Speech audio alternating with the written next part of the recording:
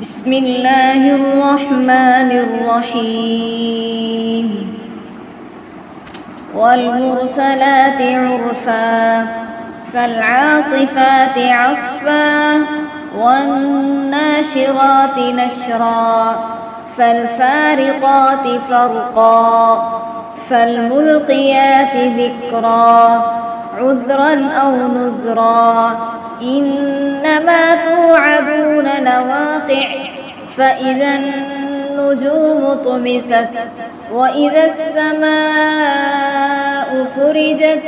وإذا الجبال نسفت وإذا الرسل أقتت لأي يوم أجلت ليوم الفصل وما أدراك ما يوم الفصل ويل يومئذ للمكذبين ألم نهلك الأولين ثم نتبعهم الآخرين كذلك نفعل بالمجرمين ويل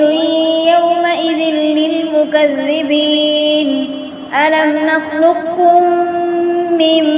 ماء مهين فجعلناه في قرار مكين إلى قدر معلوم فقدرنا فنعم القادرون ويل يومئذ للمكذبين ألم نجعل الأرض كفاتا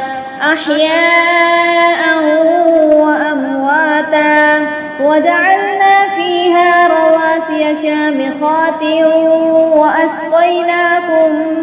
ماء فراتا ويل يومئذ للمكذبين انطلقوا إلى ما كنتم به تكذبون انطلقوا إلى ظل ذي ثلاث شعب لا ظليل ولا يغني من اللهب إنها ترمي بشرر كالقصر كأنه جمالة صفر ويل يومئذ للمكذبين هذا يوم لا ينطقون ولا يؤذن لهم فيعتذرون ويل يومئذ للمكذبين هذا يوم الفصل جمعناكم والأولين فإن كان لكم كيد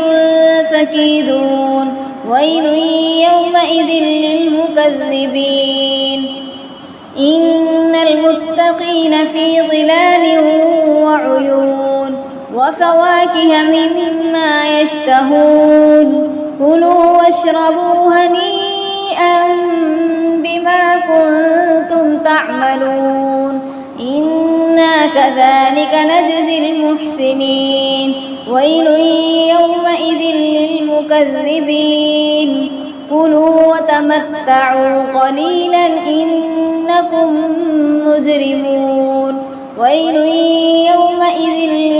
للمكذبين وإذا قيل لهم اركعوا لا يركعون ويل يومئذ للمكذبين فبأي حديث